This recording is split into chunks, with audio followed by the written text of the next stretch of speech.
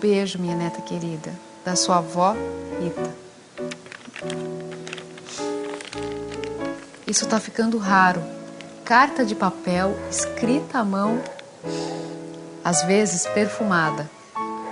Não faz muito tempo, essa era a única forma de receber notícia de alguém. E como demorava para chegar.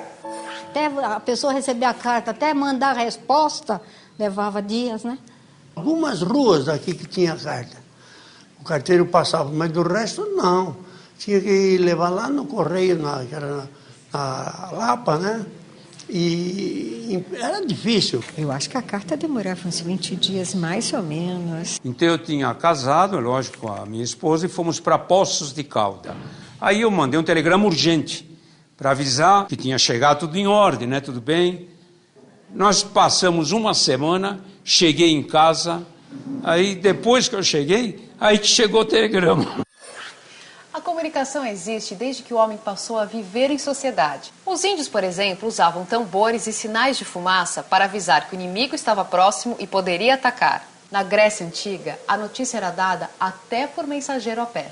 Como a história de um soldado grego que correu mais de 40 quilômetros para levar uma notícia importante à cidade de Atenas.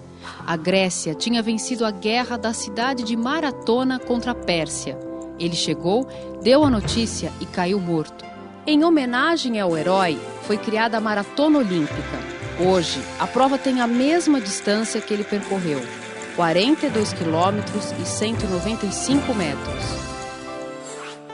Na história dos meios de comunicação, o alemão Johann Gutenberg criou em 1440 a primeira prensa com letras móveis para imprimir jornais e livros. O primeiro livro impresso foi a Bíblia, em 1455, em latim.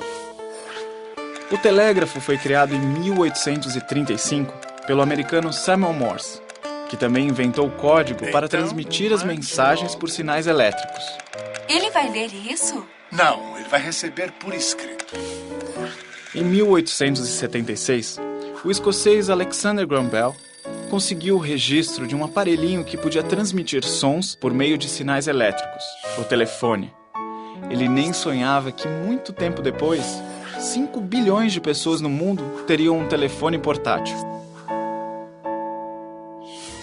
O cientista italiano Guglielmo Marconi foi o inventor do rádio, um sistema que transporta a mensagem entre grandes distâncias através de ondas eletromagnéticas no espaço.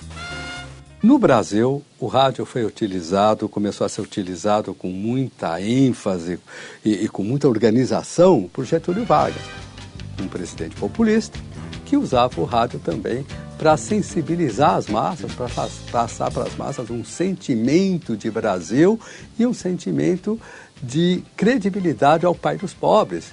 Então, o Getúlio Vargas fazia seus grandes discursos também, até em campos de futebol, transmitia esses discursos para toda a população brasileira, através da Rádio Nacional, e com isso ele criou, de alguma forma, junto com uma programação de lazer, de novelas, de música, de publicidade, de jingles e muita informação política, ele acabou criando um sentimento muito interessante nacional, criou uma rádio que era o centro de tudo, a Rádio Nacional do Rio de Janeiro, tinha auditório, ela fazia transmissões esportivas, enfim, era o grande elemento de lazer da população brasileira.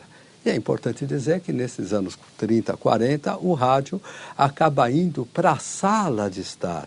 O rádio acaba fazendo com que a indústria do entretenimento venha para a sala, para a casa das pessoas. Então elas não têm mais que sair para ir no cinema, mas no caso, com o rádio, a radionovela chegava em casa, a música, a transmissão esportiva, enfim, os discursos políticos faziam com que as pessoas pudessem se informar, se divertir dentro de casa.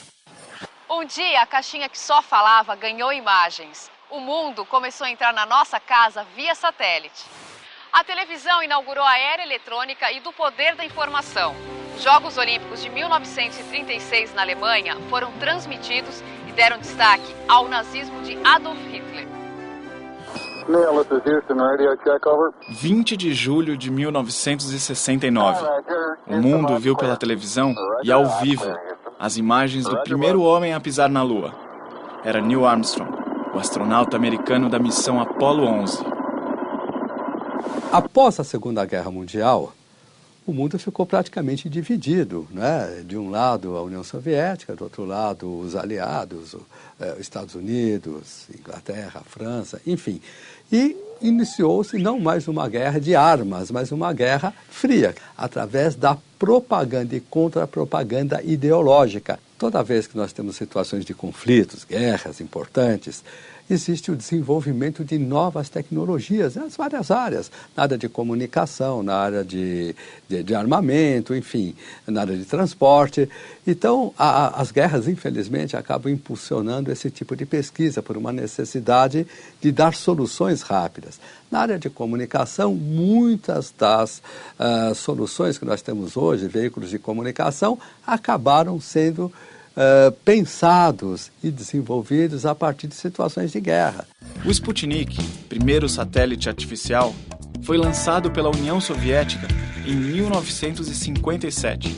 Hoje, a órbita da Terra é ocupada por cerca de 2.700 satélites para transmitir telecomunicações, mapear cidades, observar o meio ambiente e prever as mudanças de clima, entre outras funções.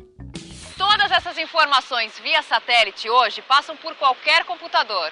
Esse aparelho revolucionário foi uma ideia desenvolvida desde os anos 20 do século passado.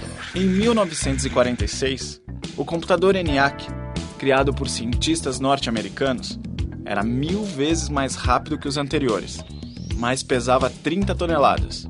O computador veio substituir as antigas calculadoras mecânicas. Ele teve um grande impulso no seu desenvolvimento durante a Segunda Guerra, para ajudar a cálculo de trajetória de balas, de foguetes, de coisas desse tipo. Mas, devido à versatilidade que o equipamento apresentava, rapidamente migrou para aplicações comerciais e depois para aplicações genéricas. O microcomputador, para uso individual, apareceu em 1975. Atualmente, o computador, na verdade, entrou dentro dos equipamentos em geral. Então, o seu micro-ondas tem um computador lá dentro, a sua televisão tem um microcomputador lá dentro, o seu telefone tem um microcomputador lá dentro. Então, o computador, de alguma forma, contaminou, né, para o bem, todos os equipamentos de nosso uso geral. E como esses equipamentos tendem a falar entre si, esses equipamentos em breve estarão todos conectados, como já acontece com as pessoas via redes tipo internet. Então, o computador é, digamos, a nossa ligação, tanto no mundo humano, onde as pessoas se comunicam, como no mundo das máquinas. Com toda essa tecnologia conquistada, toda a informação rápida que temos, que mundo nós ainda queremos ter?